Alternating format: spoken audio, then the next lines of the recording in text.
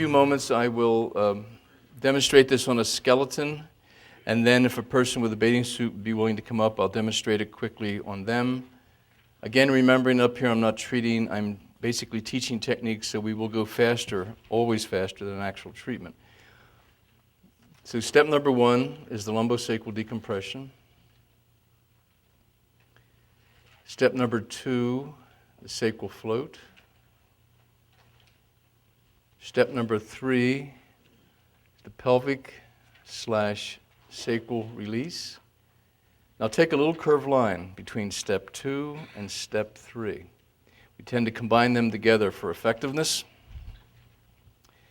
So yesterday we been talking about this dysfunctional situation that most of us have gotten into. And what happens to the vast majority of people, over 90% unfortunately, is our pelvis, our foundation, is pulled forward in space, usually with a twist in the system. This creates a situation where the anterior myofascial structures of your body are doing their job by tightening down in an attempt to stabilize you. They're tightening down three-dimensionally, front and back, side to side. And over time, your neck and head gets pulled forward. Now we have all these posterior strain patterns. The tightness now is pulling the joint surfaces together, twisting them, jamming facet joints, bulging discs, putting pressure on the nerves, etc., etc. And we end up having symptoms throughout this area. And traditional therapy treated the symptoms as if that was the real problem. And it's only the tip of the iceberg. So our goal with everybody is that wherever their symptoms may lie, is bring their pelvis back under them. Open up the area three-dimensionally, bring the head and neck over its support system, creating a mobile, spacious, and fluid environment. Now you're going to have the person lying on their back. You'll explain thoroughly what you're doing. You will then ask them to lift their pelvis. You then come between the legs so you, the therapist, can get a straight line pull of the sacrum. So your hand will be on the sacrum. I'll just turn the person so you can see where I am. You're going to mechanically pull the sacrum toward the feet without sliding on the surface. We're going to use the same principles as we did yesterday on the cross-hand release, but because of the body weight, we're not going to cross our hands. That will be our counterweight. The other hand will be just at the lumbar area.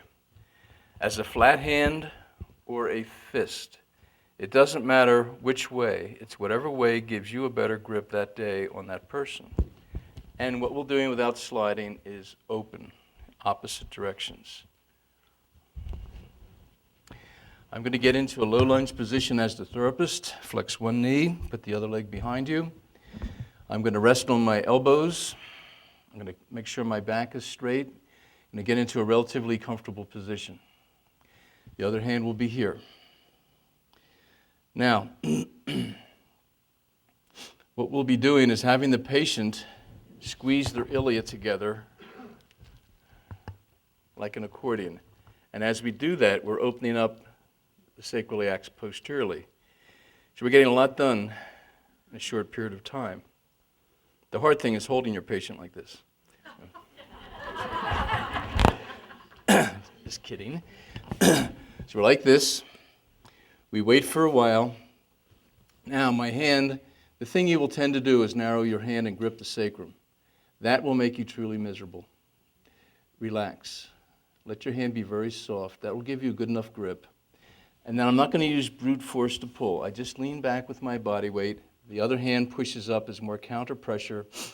So the lumbar hand pushes up toward the thorax without sliding.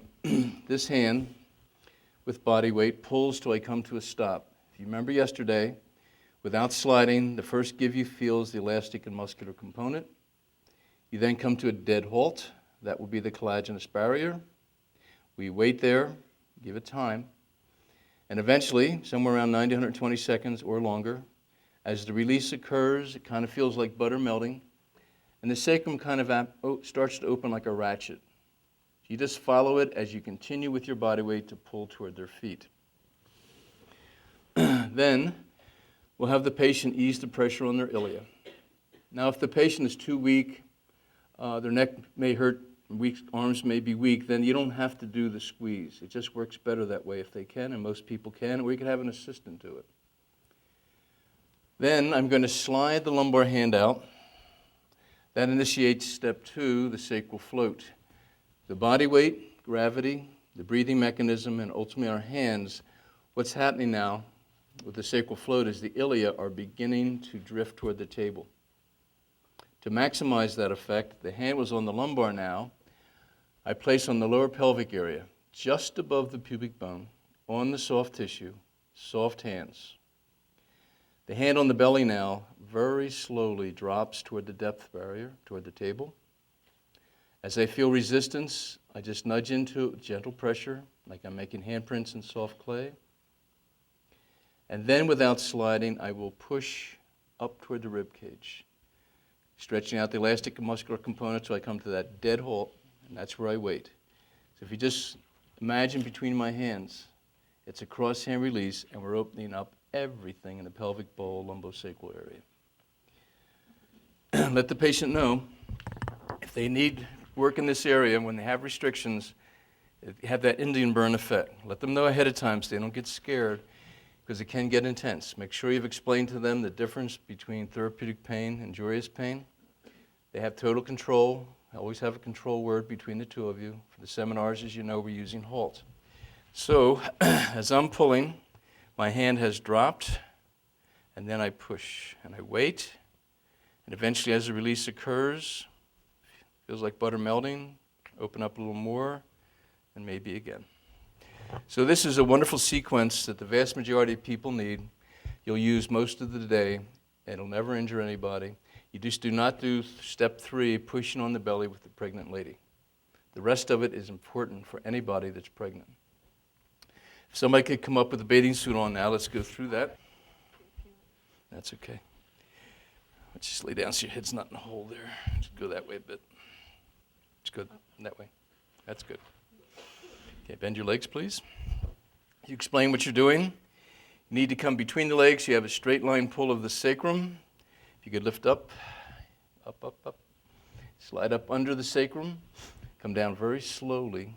I've had a number of people whip down on my hand really fast, mobilize them beautifully. So slow. Put your legs down. I drop to my forearm. Flex one leg, put the other leg behind me. This hand now goes under the lumbar area. Just arch up for a second. Okay, and relax. Okay. Now the hand under the lumbar area is pushing up toward her thorax.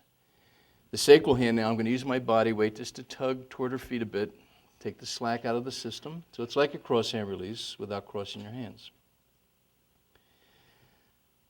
So I've stretched out the elastic and muscular component.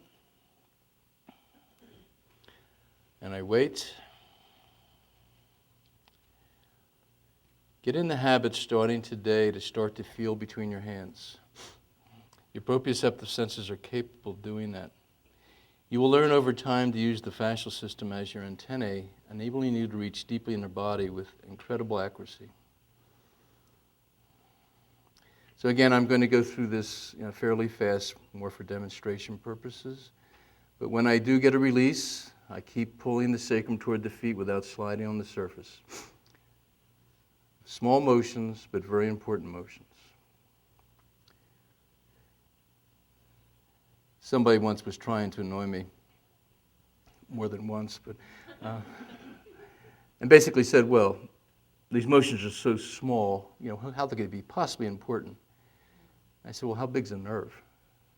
2,000 pounds per square inch, that's 2 full-grown horses standing on a nerve. I'd say that's pretty important. You squeeze your ilia together now. Good. And you'll feel the sacroiliac gap open. Now, always explain to your patient what the ilia is. Otherwise, they tend to squeeze their buns together, and that doesn't do you a lot of good. And also, make sure your hand is on the bare sacrum. Let's say now I've been here for at least a couple more minutes. Okay, I can ease the pressure on your ilia. My hand throughout, with my body weight, continues to pull her sacrum toward the feet. You can release your hands now. Good. The lumbar hand slides out. The pubic symphysis is right about there. You must be on the skin, but this is where approximately I will be, just above the pubic symphysis. My hand is soft, contouring to her shape. I will drop into the depth barrier until I feel resistance. Take your time, there's no hurry. The patient feels the rush in your body. It shuts them down. Still dropping toward the table. As I feel resistance, I just kind of nudge into it gently, kind of like I'm making handprints in soft clay. Sacrum just released again. I'll take the slack out a little more. Now, without sliding, the hand on her belly will push toward her thorax. The first give will be the elastic and muscular component releasing. You'll come to a dead halt. That'll be the collagenous barrier. Sometime today, if you can, or tomorrow, remind me to talk to you about the amber story. It has a lot to do with the collagenous barrier and helps to better understand tissue memory and how it may be locked into the system. And every time a release occurs, it's going to feel like butter melting or taffy stretching. There is an art to this. Don't worry about it. You will get the feel, but take all pressure off yourself today to have to get the feel. Just allow yourself to be quiet. As I said yesterday, this is a physical learning we're doing. It goes beyond intellectual learning. Just allow yourself to get it without worrying about it, and it'll come to you in its own way at your own pace. Even doing this mechanically, you're going to have superb results. But as you learn to tune into the feel, you become a true therapeutic artist.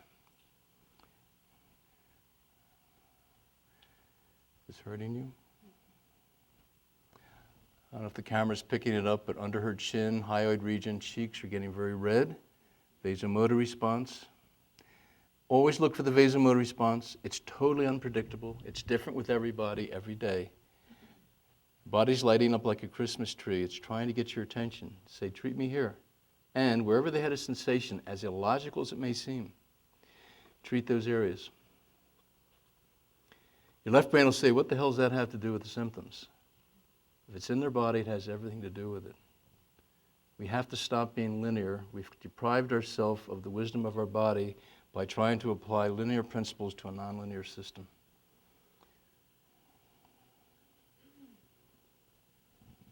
She's releasing and my hand is being pulled to her left, and I can feel a drag on her anterior sacral area.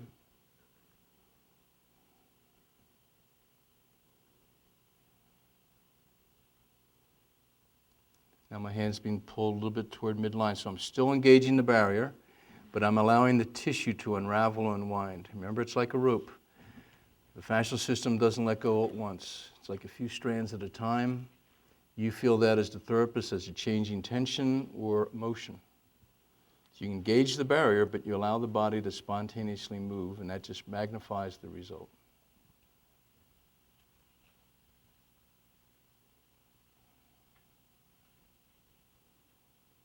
And again, I'm going faster. I'm going to ease my pressure slowly, always slowly.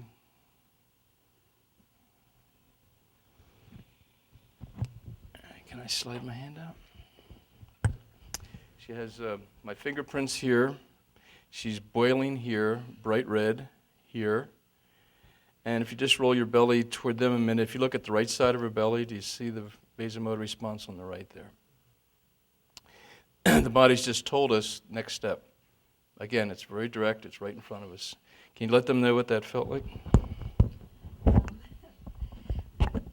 It felt very soft at first. I was surprised.